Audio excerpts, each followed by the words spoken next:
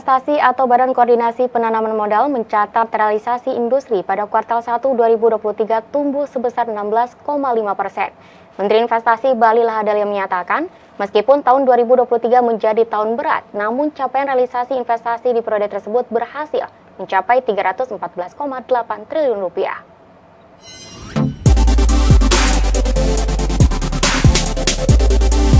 Kementerian Investasi atau Badan Koordinasi Penanaman Modal mencatat realisasi investasi pada triwulan 1 2023 mencapai 328,9 triliun rupiah, yakni tumbuh 16,5% dibandingkan dengan capaian periode yang sama pada tahun sebelumnya, yakni sebesar 282,4 triliun rupiah. Dalam konferensi persnya, Menteri Investasi atau Kepala BKPM Bahlil Lahadalia mengungkapkan, meskipun tahun 2023 menjadi tahun yang berat, namun capaian realisasi investasi di periode tersebut juga tercatat tumbuh 4,5% dibandingkan dengan triwulan sebelumnya sebesar 314,8 triliun rupiah. Sementara itu untuk realisasi penanaman modal dalam negeri tumbuh secara tahunan sebesar 12,4%, mencapai 151,9 triliun rupiah, dengan realisasi penanaman modal asing secara tahunan tumbuh sebesar 20,2%, dan untuk realisasi PMDN tumbuh 12,4% year on year serta 8,8% quarter on quarter. Pada kesempatan yang sama, Bahlil juga menyampaikan bahwa Kementerian Investasi mencatat selama 3 bulan pertama pada tahun 2023 investasi terbesar di Indonesia mencakup Provinsi Jawa Barat, DKI Jakarta, Jawa Timur, Sulawesi Tengah, dan Banten. Adapun kedepannya investasi Indonesia pada periode selanjutnya akan tetap fokus pada pengembangan hilirisasi yang menjadi instrumen penting negara berkembang menjadi negara maju di dunia. Hilirisasi adalah kunci untuk bagaimana pertumbuhan ekonomi nasional kita bisa menjadi pertumbuhan ekonomi yang berkualitas, menciptakan nilai tambah, upah yang gajinya meningkat, dan pendapatan per kapita kita juga naik, serta mempunyai daya saing yang tinggi. Dan di hampir semua negara di dunia, hilirisasi adalah instrumen untuk dari negara berkembang menjadi negara maju. Jadi itu saya fokus di situ, sambil yang lainnya juga jalan.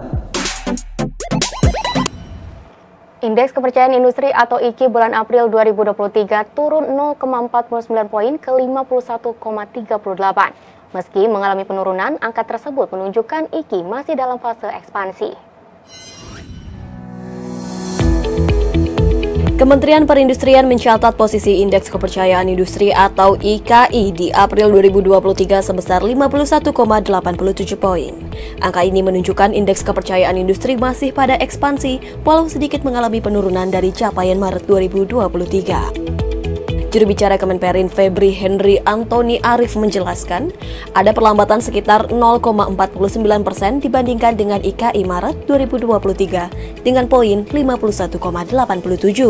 Meski ada pelambatan, terlihat jumlah subsektor yang mengalami ekspansi bertambah dari bulan lalu.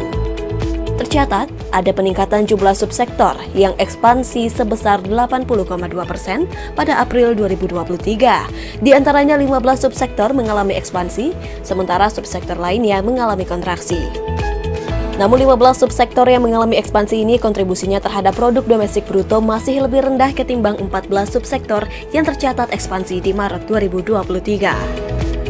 Tren penurunan IKI terjadi sejak Februari 2023 disebabkan 13 dari 23 subsektor industri pengolahan mengalami penurunan nilai IKI seperti industri makanan, industri bahan kimia dan bahan barang dari bahan kimia, dan industri kendaraan bermotor, trailer, dan semi-trailer.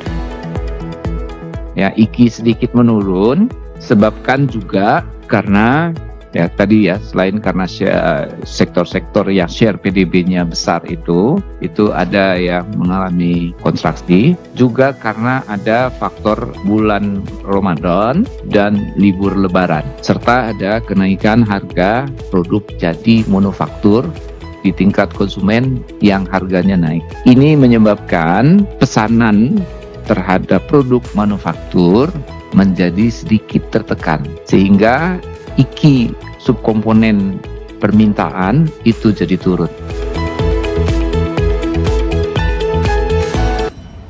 Ke informasi lainnya, pemirsa, sebanyak 385 warga negara Indonesia yang dievakuasi dari Sudan telah tiba di Indonesia pada pagi ini di Asrama Haji Pondok Gede, Jakarta.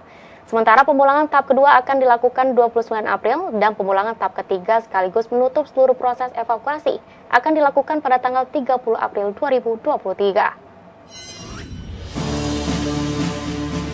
Menteri Luar Negeri Retno Marsudi menyampaikan bahwa sebanyak 385 warga negara Indonesia yang dievakuasi dari Sudan sudah tiba di Indonesia sekitar pukul 5.46 waktu Indonesia Barat. Sebanyak 385 WNI tersebut terdiri dari 248 perempuan, 137 laki-laki, dan diantaranya 43 anak-anak. Menteri Luar Negeri Retno menyebut bahwa evakuasi tersebut adalah tahap pertama evakuasi WNI dari Sudan melalui Jeddah, Arab Saudi. Para WNI yang baru tiba itu akan diinapkan sementara di asrama Pondok Gede agar terlebih dahulu pulih dari proses evakuasi yang panjang dan melelahkan. Menlu juga mengatakan bahwa Kementerian Koordinator Bidang Pembangunan Manusia dan Kebudayaan serta kementerian lembaga lain yang terkait telah menyiapkan layanan mulai dari pemeriksaan kesehatan hingga layanan konseling.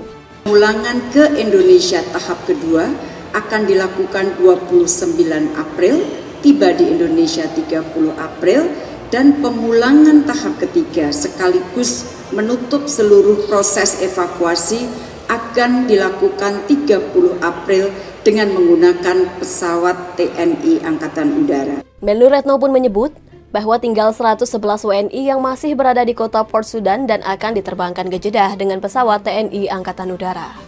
Evakuasi kali ini dilakukan dengan menggunakan pola evakuasi estafet. Pola evakuasi estafet itu dilakukan untuk merespon situasi lapangan yang sangat dinamis dengan tujuan untuk segera mengeluarkan WNI dari wilayah konflik yang berbahaya. Ucapan terima kasih dan penghargaan juga disampaikan oleh Menlu Retno kepada Panglima TNI, jajaran kementerian, BNPB dan pemda-pemda terkait. Kemudian kepada otoritas Sudan, pemerintah Arab Saudi dan perwakilan Republik Indonesia di Khartoum, Riyadh, Jeddah, Kairo, dan Addis Ababa. Evakuasi kita kali ini dilakukan dengan menggunakan pola evakuasi secara estafet. Dimulai evakuasi jalan darat dari Khartoum ke Port Sudan, kemudian dari Port Sudan ke Jeddah, baik via laut maupun via udara, dan selanjutnya dipulangkan secara bertahap ke Indonesia. Pola evakuasi ini kita jalankan untuk merespon situasi lapangan yang sangat cair dan dinamis. Alhamdulillah, evakuasi dari Sudan kali ini dapat dilakukan dengan lancar. Dan itu hanya dapat kita lakukan karena kerjasama dengan banyak pihak. Pemirsa, kami akan kembali dengan informasi mengenal penyuluh informasi publik, asa keterampilan digital, dan diseminasi kebijakan pemerintah sesaat lagi. Tetaplah bersama kami.